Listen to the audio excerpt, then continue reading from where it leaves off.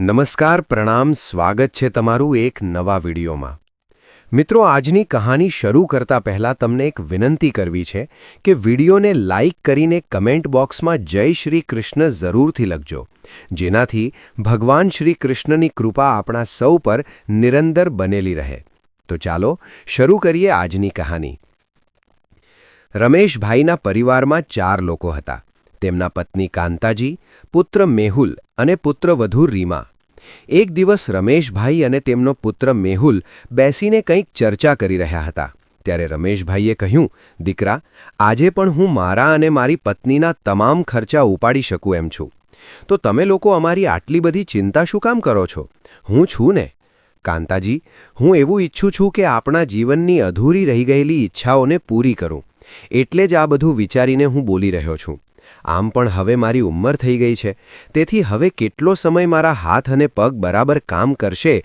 એ તો કોને ખબર સમજો કે કાલે મને કોઈ રોગ થઈ ગયો તો મનની ઈચ્છા મનમાં જ રહી જશે તેથી હું એવું ઈચ્છું છું કે જે હું અને તમે પહેલાં ન કરી શક્યા તે હવે કરી લઈએ ત્યારે કાંતાજીએ કહ્યું તમે તમારા પોતાના વિશે આવી વાહિયાત વાતો ન કરો અને બાબતને જરા સમજો હવે આપણે જે ઈચ્છીએ છીએ તે કરી શકતા નથી અને હવે આ ઉંમર પણ નથી આપણી ઈચ્છાઓને પૂરી કરવાની હવે આપણે દીકરો વહુ અને દીકરીઓ જમાઈવાળા બની ગયા છીએ આપણી આ ઉંમરે આપણા દીકરા દીકરીઓ અને જમાઈઓ પોતાના મા બાપને આ રીતે જોઈને તેઓ શું વિચારશે તમારે તો તમારી નિવૃત્તિ પછી એક દિવસ પણ શાંતિ નથી હર રોજ કોઈકને કોઈ એક નવી વિધારા આચારી બનાવીને મારી સામે મૂકો છો એમ નહીં કે આવી ઠંડીમાં હું આદુ તુલસી તજ અને કાળા મરી પીસીને બનાવેલી ચા પીસીને શાંતિથી પીઉં પરંતુ ના તેઓ તો રોજ બહાર ફરવા જશે અને એક નવો વિચાર ઘરમાં લાવશે હું તો કહું છું કે કાલથી સવારે બહાર જવાનું બંધ કરો એમ બોલી કાંતાજી શાકભાજી સુધારવા માટે રસોડામાં ચાલ્યા ગયા તેમણે તો પોતાનો નિત્યક્રમ બનાવી લીધો હતો સવારે ચાલવા જવાનું યોગ કરવાનું હેલ્ધી ખાવાનું કંઈક નવું શીખવાનું લખવાનું વાંચવાનું ગીતો સાંભળવાનું આ બધું જ શરૂ થઈ ગયું હતું જો તેમની 33 વર્ષની નોકરી દરમિયાન નથી કરી શક્યા અથવા તેમની ઈચ્છાઓ પૂરી નથી કરી શક્યા તેઓ એને પૂરી કરવાનો પ્રયાસ કરી રહ્યા છે જ્યારથી તેમને ખેલવાનું શરૂ કર્યું છે ત્યારથી તેમને તેના જેવા ઘણા નિવૃત્ત પુરુષો અને સ્ત્રીઓ બહાર ક્લબમાં ચાલવા માટે આવતા જ્યાં રોજ 10-15 મિનિટ સુધી દરેક વ્યક્તિ પોતપોતાના દિલની વાત કરે અને હર રોજ કોઈક એક નવો સુવિચાર રાખે આ બધી વાતો સાંભળ્યા પછી હર રોજ રમેશભાઈને તેના જીવનમાં કંઈક નવું જ કરવાનો વિચાર આવતો અને તેઓ હર રોજ આવીને કાંતાજીને કહેતા અને ત્યારે કાંતાજી એમની આ બાબતોથી ચીડાઈ જતા કારણ કે તેમની પાસે ઘર સિવાય બીજું કંઈ વિચારવાનો સમય ન હતો અગાઉ તેઓ તેના સાસુ સસરા પતિ અને બાળકોની સેવા કરતી હતી અને હવે પુત્રવધુ દીકરી જમાઈવાળી બની ગઈ હતી અને હવે તેમની દિવસ રાત ચિંતા કર્યા કરે છે પરંતુ રમેશભાઈ એવું ઈચ્છે છે કે હવે તેને પોતાના વિશે પણ થોડું વિચારવું જોઈએ જેના તેઓ સંપૂર્ણપણે ઇનકાર કર્યા છે છેલ્લા 2-4 દિવસથી તેમના વચ્ચે આ બધી ચર્ચા ચાલી રહી હતી હવે આમાં હિંમતનો કોઈ વાંક ન હતો એ સમયે દરેકને જરૂરિયાત હતી રમેશભાઈ નોકરી કરતા હતા અને કાંતાજી ઘરની દરેક બાબતનું ધ્યાન રાખતી હતી ઘરમાં સાસુ સસરા જેઠાણી નણંદો બધા જ ઘરના વડીલો દ્વારા બનાવેલા કાયદા અને નિયમોનું પાલન કરતા હતા કાંતાજી પોતાની બધી ઈચ્છાઓને ભૂલીને અને તેના સ્વાસ્થ્યને પણ બેધ્યાન કરીને ઘરના બધા સભ્યોનું ધ્યાન રાખતા હતા ત્યાર પછી તેના સાસુ અને સસરા સ્વર્ગમાં ગયા અને સમયની સાથે દરેક પોતપોતાના પરિવારમાં વ્યસ્ત થઈ ગયા અને હવે અચાનક તેમને તેમના પતિ રમેશભાઈની આવી કોઈ વાતો સમજાતી નથી બીજે દિવસે સવારે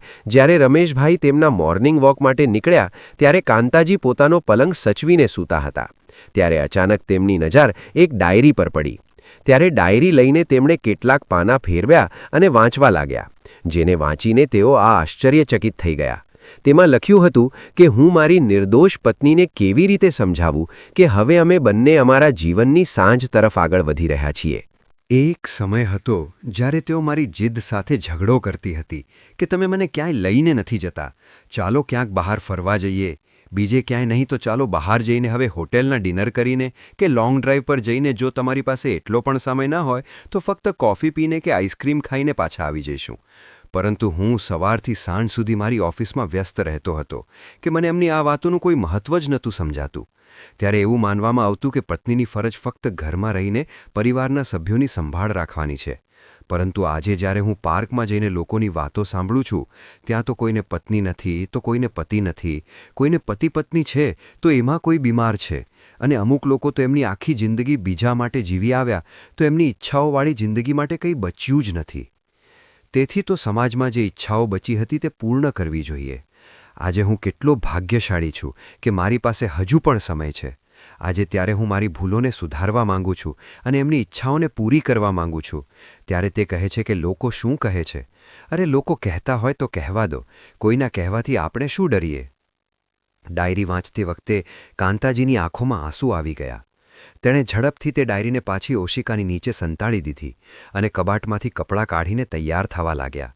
રમેશભાઈ જ્યારે રોજની જેમ લટાર મારીને પાછા ફળિયામાં પડેલી એક ખુરશી પર બેસીને પેપર વાંચી રહ્યા હતા, ત્યારે કાંતાજી તેમના માટે મસાલા ચા લઈને આવ્યા. ત્યારે ચાનો કપ ઉપાડવા જ્યાં તેમણે કાંતાજીને જોયા તો એને જોઈને તે દંગ રહી ગયા. આજે કાંતાજી લાલ પીળા રંગની કુર્તી અને પ્લાઝો પહેરીને એમની સામે ઊભા હતા. એટલે રમેશભાઈએ કહ્યું, અરે વાહ કાંતા, આખરે તું મારી લાગણીને સમજી ગઈ. તો કાંતાજીએ જરા રમૂજી અવાજે કહ્યું, મારી લાગણીઓને સમજવામાં તમને આટલા વર્ષો લાગ્યા તો પછી મને પણ તમારી વાત સમજવામાં થોડો સમય તો લાગે જ ને. મેં મારું આખું જીવન સાડી પહેરીને વિતાવ્યું, તો અચાનક તમારા માટે મેં શોર્ટ કુર્તી પ્લાઝો કેવી રીતે પહેરી શકું? પરંતુ તમે જાણો જ છો કે તમારા આગળ મારે માથું નમાવવું જ પડે છે. પતિ પત્ની બંને આજે ખુલ્લેઆમ આનંદથી વાતો કરી રહ્યા હતા. ત્યારે ફળિયામાંથી આટલા જોરથી હસવાનો અવાજ સાંભળીને એમને પુત્રવધુ રીમા અને પુત્ર મેહુલ બહાર આવ્યા અને એમના માતા પિતાને આ રીતે જોઈને તેઓ આશ્ચર્યથી એકબીજાની સામે જોવા લાગ્યા.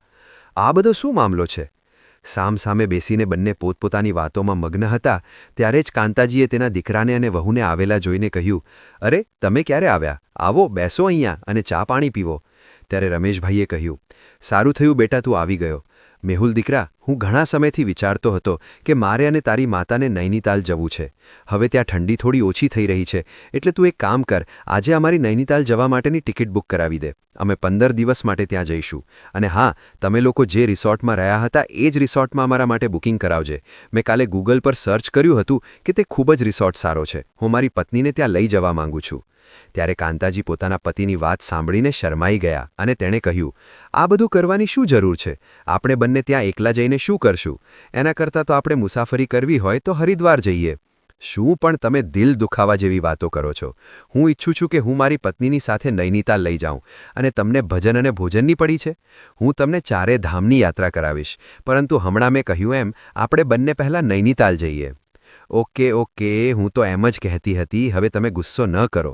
હું જઈને તમારા માટે તમારી પસંદગીના આલુ પરાઠા બનાવું છું. આમ કહીને કાંતાજી રસોડામાં ચાલ્યા ગયા અને રમેશભાઈએ કહ્યું, ચાલો ભાઈ, હું પણ સ્નાન કરીને મારા ગીતા ક્લાસ માટે નીકળી જાઉં. આટલું કહીને રમેશભાઈ પણ ઘરની અંદર નાહવા માટે ચાલ્યા ગયા. એટલે રીમાએ મેહુલને કહ્યું, પપ્પાજી ત્યાં જઈને મમ્મી માટે ગિટાર વગાડશે અને બીજા લોકો જોશે તો શું કહેશે? મેહુલે કહ્યું, તારી વાત સાચી. મને એવું લાગે છે કે 60 વર્ષની ઉંમરે પપ્પાની રહેણીકરણી સાવ નાના બાળકો જેવી થઈ ગઈ છે.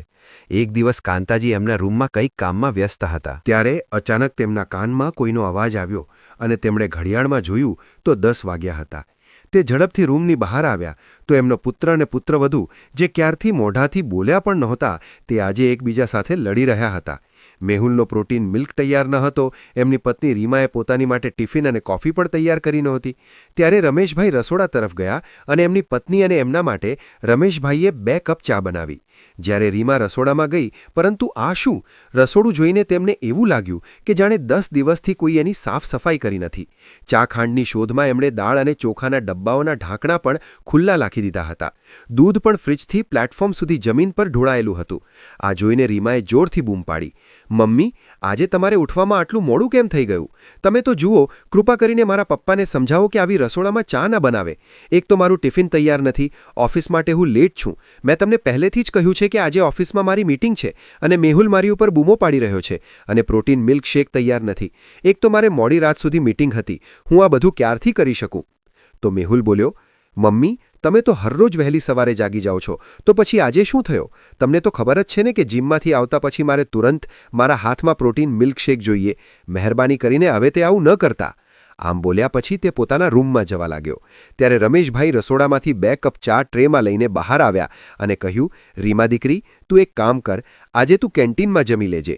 અને મેહુલ દીકરા, જ્યારે તારા પપ્પા પોતાના માટે ચા જાતે બનાવી શકે તો તું પ્રોટીન શેક તારી જાતે કેમ નથી બનાવી શકતો હે? માટે તારી મમ્મી પર બૂમો શું કામ પડ્યા છે? તે આટલા વર્ષથી તમારા માટે બધું જ કરી રહી છે. એક દિવસ તમે તમારા માટે પણ કંઈક નથી કરી શકતા? પણ તને થતું હશે કે તારી મમ્મી કેમ મોડેથી જાગે. એનું કારણ છે, ગઈકાલે રાત્રે અમે નેટફ્લિક્સ પર એક હિન્દી મૂવી જોઈ રહ્યા હતા.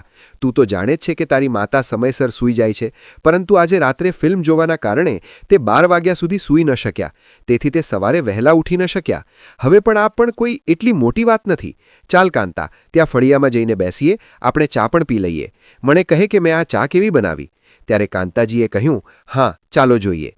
કાંતાજી રમેશભાઈની પાછળ ચાલવા લાગ્યા અને ફળિયામાં બેસીને સાથે ચાની મોજ માંડી.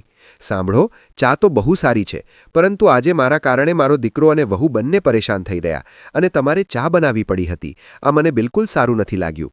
હા, એ સ્વાભાવિક છે કે જે લોકો બીજા કરતાં વહેલા ઉઠી જાય અને દરેકનું કામ કરે, બધાયનું ધ્યાન રાખે, અગર જો એનું અચાનક એક દિવસ મોડે ઉઠે તો એમને પોતાને જ જરાય ગમતું નથી.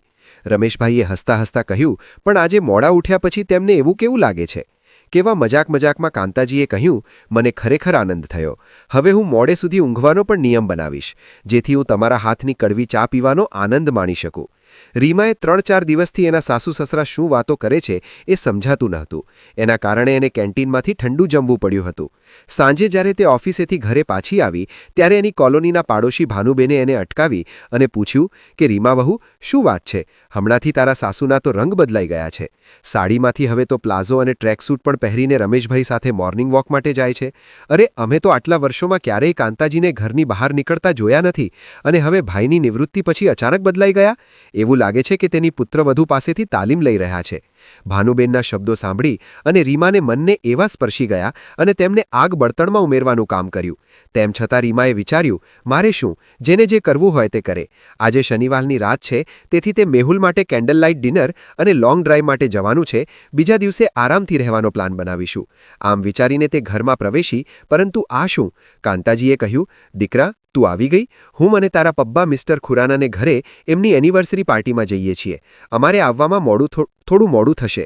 શનિવાર છે, તમે લોકો બહારથી ફ્રૂટ મંગાવી શકો છો. કાંતાજીએ તો અનારકલી સરખી કરતા કહ્યું. તેમને આ રીતે ચમકતી જોઈ અને તેની આ વાતો સાંભળી રીમાનું તાપમાન વધી ગયું અને તે મેહુલને ગુસ્સામાં કંઈક કહેવા જતી હતી ત્યારે મેહુલે કહ્યું, હા, એકદમ બરાબર છે, તમે નિરાતે જાઓ, અમે ઘરનું બધું ધ્યાન રાખી લઈશું. ત્યારે રીમા એનું મોઢું બગાડીને એના રૂમમાં ચાલી ગઈ. મેહુલ સમજી ગયો કે રીમા ગુસ્સામાં છે, પરંતુ તે કોઈ બખેડો કરવા ઈચ્છતો નહોતો. એટલા માટે તેણે એના માતા અને પિતાને ત્યાંથી જવાનું કહ્યું. પછી જ્યારે મેહુલ એના રૂમમાં ગયો ત્યારે રીમાએ ગુસ્સામાં કહ્યું, મેહુલ, તું હઠવટમાં આવી ગયો? મને બોલવા કેમ દેતો નથી? તમે જાણો છો કે વીકેન્ડનો સમય એટલો મારો સંપૂર્ણ આરામ કરવાનો સમય. 5 દિવસ માટે જ્યાં હું મારી જાતને ઓફિસના કામ કરાવું છું અને મીટિંગ કરીને હું થાકી જાઉં છું. મારે 2 દિવસના સંપૂર્ણ આરામની ખાસ જરૂર છે. તમારી જેમ હું પણ કામ કરું છું અને પૈસા કમાઉં છું, તો જે ટ્રીટમેન્ટ ઘરના દીકરાઓને આપવામાં આવે તે જ ટ્રીટમેન્ટ પુત્રવધૂને પણ મળવી જોઈએ. આ બધું મમ્મીજીને સમજવાની જરૂર છે. પહેલાં મને લાગ્યું કે તેઓ આ સમજી રહી છે, પરંતુ હવે આ તેમના અનવર ડ્રાવા. મમ્મીજીનું તો શું, તે તો આખો દિવસ ઘરે રહે છે. તેમને રસોડામાં પણ રસોઈ સિવાય બીજું શું કરવાનું હોય? અને હું આ ઘરમાં આવી તે પહેલાં ઘરમાં વાસણો સાફ કરવા માટે એક નોકરાણી પણ ન હતી. હવે મારા કારણે ઘરમાં એક નોકરાણી પણ રાખવામાં આવી છે. મને એક સમયનું ભોજન પણ આપવામાં પણ તેમને તકલીફ થવા માંડી છે કે તેઓ આ રીતે મજા કરી રહ્યા છે. તમે જાણો છો કે આજે મેં કેન્ટીનમાં કેટલો વાસી ખોરાક ખાધો છે. શું તમને બિલકુલ એમ નથી થતું કે ચાલો એની વહુ માટે બ્રેડ બટર બનાવી દઉં? મને સમજાતું નથી કે આ ઉંમરે મમ્મીને શું પ્રેમનું ભૂત લાગ્યું છે જે પપ્પાને ભટકાવી રહ્યા છે, અને તમે કેમ નથી કંઈ બોલતા? આ ઉંમરે આ બધું શોભતું નથી. રીમાએ કપડાં ફેંકતા કહ્યું ત્યારે વેલચી બોલ્યો, તું શું ઈચ્છે છે કે હું જઈને તેમની સાથે ઝઘડો કરું? હવે તું જ વિચાર કે મમ્મી કે પપ્પાએ તેમનું આખું જીવન એક પરિવાર માટે વિતાવ્યું છે અને પપ્પાએ ઓફિસમાં. હવે તેમને આ ઉંમરે બહાર જવાનું, ફરવાનું હોય અને ખાવા પીવું જવું હોય તો એને કરવા દે ને. અને પણ આ ઉંમરે તેઓ લાંબા સમય બહારનું જમી શકતા નથી અને તેમના હોટેલના હાડકાં તેમનું લાંબુ ફરાવી પણ દેશે નહીં. શું તને લાગે છે કે 55 વર્ષની વ્યક્તિ 25 વર્ષની વ્યક્તિ જેટલી મજા માણી શકે? તે સાંભળ્યું જ હશે કે દીવો ઉલવાઈ જાય તે પહેલાં એની જ્યોત જોરથી ફડકે છે. મને પણ લાગે છે કે મમ્મી પપ્પા પણ એવો જ ઉત્સાહ આવ્યો છે. 2-4 દિવસ એમને ગમે તે કરવા દો, પછી જોજે 5મા દિવસે તેઓ પોતે હાથે જ ન છોડે તો મારું નામ વેલચી નહીં. રીમા બોલી, હા, તમે સાચા છો. તમારી વાત સાંભળ્યા પછી મને પણ લાગે છે કે આપણે ધીરજ રાખવી જોઈએ. એક દિવસ મમ્મીજી પોતે પપ્પાજી સામે હાથ જોડી દેશે, પછી બંને જોઈને હસવા માંડ્યા. જેમણે પોતાનું આખું જીવન ઉચ્ચ વિચારસરણી સાથે બાળકોને ઉછેરવામાં સમાપ્ત કરી દીધું, પરંતુ આજે જુઓ, તેઓમાં કંઈક કરવાનો ઉત્સાહ આવ્યો છે.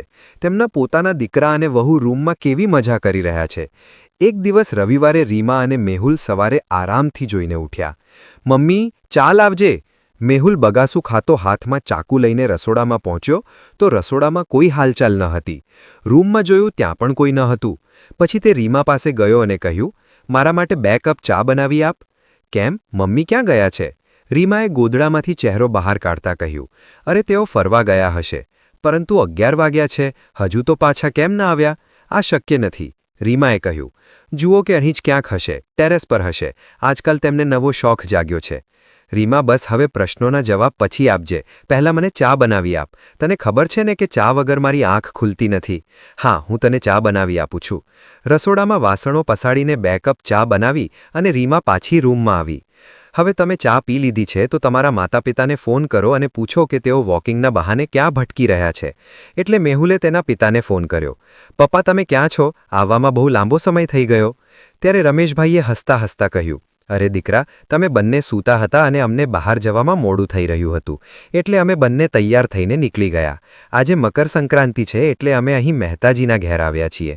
તેમના ઘરે તહેવાર ખૂબ ધામધૂમથી ઉજવાય છે અને સાથે સાથે તેઓ પતંગ મહોત્સવ પણ રાખ્યો છે. હું પણ તારી માતાને એન્જોય કરવા માટે અહીં લઈને ગયો છું. દર વર્ષે એ જ પૂજા અને મંદિરમાં લાડુનું દાન હોય છે, પણ આ વખતે કંઈક અલગ જ કર્યું છે, જે જોઈને ખૂબ મજા આવે છે. હું તને વિડીયો કોલમાં બતાવું છું. એમ કહીને તેમણે ફોન કટ કરી દીધો. ઓકે, એના કંઈ બોલે પહેલાં જ વિડીયો કોલ આવ્યો. જો કે કેટલી સુંદર રીતે શણગારવામાં આવ્યું છે. નાના પતંગ વડે આખો શણગાર કરવામાં આવ્યો છે. વિવિધ પ્રકારના લાડુની થાળી અને ખીચડી રાખ્યા છે. અને તને તો તે પસંદ છે ને? હું થોડું પેક કરીને ઘરે લાવીશ. મારે પણ મેહુલ સાથે વાત કરવાની છે. એમ કહીને કાંતાજીએ ફોન હાથમાંથી લઈ લીધો અને કહ્યું, દીકરા, તારા પિતાજી ઉતાવળમાં હતા એટલે અમે મંદિરથી સીધા અહીં આવ્યા છીએ અને રસોડામાં મેં તમારા માટે નાસ્તો બનાવીને રાખ્યો છે. તમે લોકો સારી રીતે નાસ્તો કરી લીધો? અરે મમ્મી, તે શું કામ નાસ્તો બનાવ્યો? અમે કંઈ પણ બનાવી લેત. રીમા પહેલેથી જ ગુસ્સે હતી, તેથી તરત જ ફોન હાથમાં લેતા બોલી, મમ્મીજી, તમે તમારી મજા લો. અમારી ચિંતા કરવાની કોઈ જરૂર નથી. શું તમને એવું ન લાગ્યું કે તમારે અમને જતા પહેલાં કહેવું જોઈતું હતું? પરંતુ વહુ દીકરા, રાતે નેતાજીનો ફોન આવ્યો હતો ત્યારે તમે બધા સૂઈ ગયા હતા અને સવારે તારા પપ્પાએ એટલી ઉતાવળ કરી કે તમને કહેવાનું ભૂલાઈ જ ગયું. કાંતાજી થોડા અચકાતા અવાજે બોલ્યા, સાચું છે મમ્મી, દરેક વખતે તમે તમારી મજા માટે પપ્પાજીને આગળ કરી નાખો છો અને જેથી અમે તમને કંઈ કરી ન શકીએ. આવી રીતે તો મોં મારતા રીમાએ ફોન કાપી નાખ્યો. રીમા, તારે મારી મમ્મીને આટલું કહેવાની શું જરૂર હતી? મેં તને સમજાવ્યું ન હતું? તે હા, તમે મને સમજાવ્યું હતું, પરંતુ એમના રોજે રોજના આવા નવા નાટકો જોઈને મારું દિમાગ ખરાબ થઈ રહ્યું છે. અને અમે ઘરમાં રહીએ છીએ તો અમને પણ કંઈક તો કહીને જ જવું જોઈએ ને. પરંતુ ના, એને તને જોયું ને કે તમારી મમ્મી પતંગ કેવી રીતે ઉડાડતા હતા? મને બતાવો કે તે ક્યારે આ શીખ્યા? એક લાંબો ઊંડો શ્વાસ લેતા રીમાએ કહ્યું.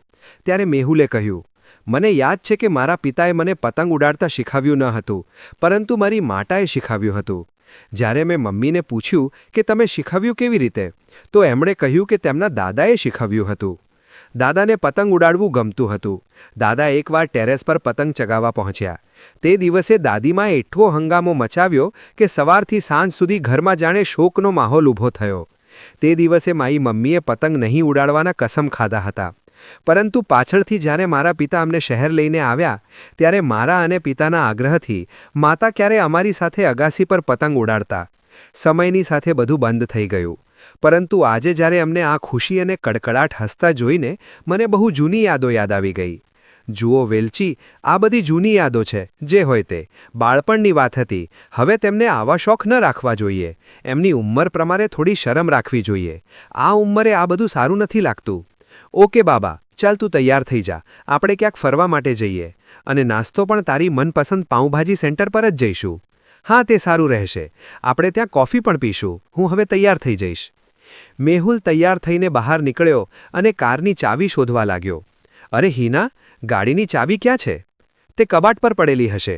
અરે ત્યાં નથી એટલે જ પૂછી રહ્યો છું. રીમાએ બહાર જોયું તો પાર્કિંગમાં કાર પણ ન હતી. અરે જુઓ, તમારી વાલી મમ્મીજી આજે કાર લઈને ગયા છે. શું પપ્પાએ કાર લઈને જતા પહેલાં બિલકુલ ન વિચાર્યું? તેમણે મને એકવાર કહેવું જોઈતું હતું. હું તેમના માટે ડ્રાઈવરની વ્યવસ્થા કરી દેત. આ ઉંમરે તેમની જાતે કાર ચલાવવી શું જરૂર હતી? જુઓ મેહુલ, હવે તો તમારે કંઈક કરવું જ પડશે. બંને પતિ પત્ની એકબીજાની સામે જોયું અને મેહુલે હામાં માથું હલાવ્યું. આ જુઓ કે એક પુત્ર અને પુત્રવધૂને તેમના માતા પિતા તેમને જાણ કર્યા વિના બહાર જાય તો કેટલું મુશ્કેલ લાગે. પરંતુ જો તેઓ મોડે રાતે પાર્ટી કરે, મૂવી જોવે, કોઈને કશું કહ્યા વિના ફરવા નીકળી જાય, બહાર જમવા જાય, ત્યારે એમને એમના દીકરા વહુને કહેવાની કે પૂછવાની જરૂર નથી લાગતી. આજે જ્યારે રમેશભાઈએ મેહુલને પૂછ્યું, દીકરા, અમારી નૈનીતાલ જવાની ટિકિટ બુક થઈ ગઈ કે નહીં? મને કહે કે અમારે ક્યારે નીકળવાનું છે. અમારે કપડાં પણ ભેગા કરવા પડશે. અને જો કાંતાજીને થોડી ખરીદી જરૂરી હોય તો એમને પણ કરાવી લઈશ. પપ્પા, અત્યારે સિઝન ચાલી રહી છે, તેથી ટ્રેનનું બુકિંગ ફૂલ થઈ ગયું છે. તેથી તમે એમ કામ કરો, થોડા દિવસો પછી જવાનું રાખો. એટલે રમેશભાઈ ખૂબ જ અસ્વસ્થ થઈને બોલ્યા, તું શું વાત કરે છે દીકરા? હું મારી માને ટ્રેનના ધક્કા ખવડાવીશ? અને દીકરા, અમારા માટે ફ્લાઇટની ટિકિટ બુક કરાવી દે. અને પૈસા પહેલાં આપવાના છે. હું લિંક તને મોકલી રહ્યો છું. તું પેમેન્ટ કરી દેજે. એટલે મેહુલ બોલ્યો, જ્યારે તમને બધું વિચારી લીધું તો પછી તમે મને શું કામ પૂછો છો? તમને જે કરવાનું મન થાય તે કરો. શું તમને એવું નથી લાગતું કે નિવૃત્તિ પછી તમે તમારી મનમરજી ચલાવવા લાગ્યા છો? ત્યારે રમેશભાઈ ગુસ્સે થયા અને બોલ્યા, મેહુલ દીકરા, તું તારા બાપ સાથે કેવી રીતે વાત કરે છે? એનું તને ભાન છે કે આટલા વર્ષો પછી મેં તારી માને ક્યાંય લઈ જવાનું વિચાર્યું તો એમાં ખોટું શું છે? અને પછી જો તને પૈસાની કોઈ સમસ્યા હોય તો અત્યારે મારી પાસે એટલા તો પૈસા છે કે હું મારા અને મારી પત્નીનો તમામ ખર્ચ ઉપાડી શકું. અને પછી તમારે તો ખુશ થવું જોઈએ કે તમારા માતા પિતા આટલા ઉત્સાહથી જીવન જીવી રહ્યા છે. અમે તો ક્યારેય તમારા જીવનમાં દખલગીરી નથી કરી. તમે તમારા જીવનને તમારી મરજી પ્રમાણે જીવો છો તો આખરે તમને શું વાંધો છે? ત્યારે મેહુલ બોલ્યો, પિતાજી, મને કોઈ તકલીફ નથી. હું તો ફક્ત એટલું જ કહું છું કે આ ઉંમરે કોઈ મેડિકલ કન્ડિશન બગડી તો તમે શું કરશો? અને નૈનીતાલ ખૂબ દૂર છે. ઉપરથી આ ઠંડીનું વાતાવરણ છે. તો રમેશભાઈએ કહ્યું, અરે મને સમજાતું નથી. તમને અમારા જવાથી સમસ્યા છે કે અમારા સ્વાસ્થ્યની ચિંતા? બંને અમારું મેડિકલ ચેકઅપ પણ કરાવી લીધું છે. તો પછી હવે તમને વાંધો શું છે? મેહુલ બોલ્યા વગર ત્યાંથી ચાલ્યો ગયો. એમ પણ તે એના પિતાને વધુ શું કહી શકતો હતો? રીમા ખાવા માટે રસોડામાં પાપડ બનાવી રહી હતી. તે ત્યારે જ પાણી પીતા પીતા રીમાને ચક્કર આવવા લાગ્યા અને તે નીચે પડી ગઈ. મેહુલે જોયું અને તેમણે એને ઉચકીને સોફા પર સુવડાવી અને પછી ડૉક્ટરને બતાવી. ડૉક્ટર પાસે તપાસ બાદ જાણવા મળ્યું કે ઘરમાં ખુશીની લહેરો દોડી ગઈ. રમેશભાઈ હવે દાદા બનવાના છે તે તેઓ આનંદમાં નાચી રહ્યા હતા. મેહુલભાઈ પણ ખૂબ ખુશ થયા. ત્યારે રમેશભાઈએ કહ્યું, જ્યારે અમે અમારી નૈનીતાલની યાત્રા કરીને પાછા આવીશું પછી અમે અમારા ભાવિ પુત્ર અને પુત્રીને માટે ઘણી બધી વસ્તુ ખરીદી કરીશું. તેના માટે નવો ઓરડો બનાવીશું. આપણી નવી પેઢી માટે ઘરમાં નવો ફેરફાર કરાવવો પડશે. અરે પપ્પા, તમે જુઓ, રીમાની તબિયત સારી નથી. તે મને પહેલાં જ કહેતી હતી, પરંતુ મેં ધ્યાન ન આપ્યું. અને હવે આપણે ખબર છે કે તે ગર્ભવતી છે, તો મમ્મી હવે તમારે અહીં જ રોકાવું જોઈએ. તમે એની કાળજી લેશો તો એનું સારું લાગશે. ત્યારે કાંતાજીએ પણ કહ્યું કે આપણે બીજી કોઈ વાર નૈનીતાલ જઈશું. અત્યારે પુત્રવધૂનું સ્વાસ્થ્ય વધુ મહત્વનું છે. આ સાંભળતા જ રમેશભાઈ બોલ્યા, અત્યાર સુધી મેં મારા જીવન સાથે ઘણા સમાધાન કર્યા અને તમારા કહેવા પર હું ક્યાંય ગયો નથી. અને હવે હું તમારી સાથે ફરવા જવા તૈયાર થયો છું. પરંતુ જ્યારે હું કહું કે આપણે બંને 15 દિવસ માટે નૈનીતાલ જઈ રહ્યા છીએ તો બસ, જો તમારે ન આવવું હોય તો હું એકલો જ જઈશ. મેં મારું મન બનાવી લીધું છે કે મારે નૈનીતાલની મુલાકાત લેવી જ છે. આટલું કહીને રમેશભાઈ ગુસ્સામાં એના રૂમમાં ચાલ્યા ગયા. તેઓ સમજી રહ્યા હતા કે તેમનો દીકરો અને વહુ અન્ને ફરવા જવા દેવા માંગતા નથી. હવે કાંતાજીએ પણ એમને સાથ ન આપ્યો, તેથી એમને ખૂબ જ ખરાબ લાગ્યું. આ બાજુ કાંતાજી ખૂબ જ હેરાન હતા કે તેમના પુત્ર અને પુત્રવધૂનો સાથ આપવો કે પતિનો. એમની હાલત તો સૂળી વચ્ચેની સોપારી જેવી થઈ ગઈ હતી. થોડીવાર પછી મેહુલ એમની પુત્રવધૂના રૂમમાં આવ્યા અને કહ્યું, રીમા, મેં તમારી માતા સાથે વાત કરી છે. તેઓ થોડા દિવસ માટે અહીં આવી જશે. આ સાથે કિંજલને પણ તમારી સંભાળ રાખવા માટે બોલાવી લઈશ. કાંતાજી બોલ્યા, વહુ દીકરા, તમે મને સમજો. તમે મને આટલી મોટી ખુશી આપી તેથી હું ખૂબ ખુશ છું. પરંતુ હું મારા પતિની વાત પણ ટાળી શકતી નથી. તેથી મારે તેમની સાથે જવું જ પડશે. આટલું કહીને તેઓ પોતાના રૂમમાં ચાલ્યા ગયા. હવે 4 દિવસ પછી કાંતાજી અને રમેશભાઈ નૈનીતાલ જવા માટે નીકળી ગયા. તેથી રીમાને આ જરાય ગમ્યું નહીં અને તે વિચારવા લાગી કે મારા સાસુ અને સસરા એમની મસ્તીમાં એટલા પાગલ બન્યા કે તેઓ એમના દીકરાની વહુ માટે પણ ફરવાનું છોડી શકતા નથી. તો બાળકો થયા પછી શું થશે? રીમાની વાત સાંભળીને એમની માતા કાંતાજીએ પણ એને સાથ આપ્યો અને કહ્યું, સાચે જ તારી સાસુને જરાય શરમ નથી આવતી. આ ઉંમરે કોઈ આવી રીતે ફરવા જાય? અમુક ઉંમર પછી આપણે સંયમ રાખવા જોઈએ. અગર તે જગ્યાએ હું હોત તો મેં મારા પતિને કહ્યું હોત કે હું મારી વહુને છોડીને ક્યાંય નહીં જાઉં, પરંતુ તારી સાસુએ આવું તો કહ્યું જ નહીં. માં, તારી આ વાત સાચી છે.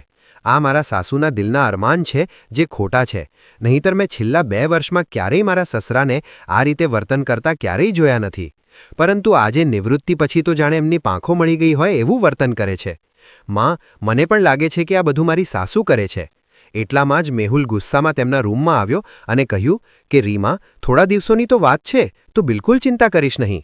આપણે એક ટેસ્ટ તો કરાવ્યું જ છે. જ્યારે તેઓ આવશે ત્યારે હું મમ્મી પપ્પાને કહીશ કે હવે હું તમારી સાથે આ મનમાની સહન કરી શકતો નથી. તેઓએ અમારી સમસ્યાને સમજવી પડશે. આખરે રીમા અને તેની માતા આશ્ચર્યચકિત થઈને મેહુલની સામે જોવા લાગ્યા અને વિચારવા લાગ્યા કે આખરે આ અંગે મેહુલે એવો કયો નિર્ણય લીધો તે તો કાંતાજી અને રમેશભાઈ નૈનીતાલ ફરીને ઘરે પાછા આવશે ત્યારે જ ખબર પડશે. હવે કાંતાજી અને રમેશભાઈ નૈનીતાલ ફરીને ઘરે પાછા પહોંચ્યા ત્યારે મેહુલ ડાઇનિંગ ટેબલ પર બેસીને રીમા અને એની માતા સાથે નાસ્તો કરી રહ્યો હતો. રમેશભાઈએ કિંજલને કહ્યું, અમારી માટે પણ 2 ચા અને નાસ્તાની વ્યવસ્થા કરજો. ત્યારે જ મેહુલ અને રીમાનો આશ્ચર્યનો પાર જ ન રહ્યો. તેઓ કાંતાજીને જોયા તો તેઓ જીન્સ અને ટી-શર્ટમાં તેમની ટ્રોલી લઈને તેમના રૂમમાં જઈ રહ્યા હતા. મેહુલે કહ્યું, મમ્મી, તમે આ શું પહેર્યું છે? અરે, મેં તો તારા પિતાને બહુ મનાઈ કરી હતી.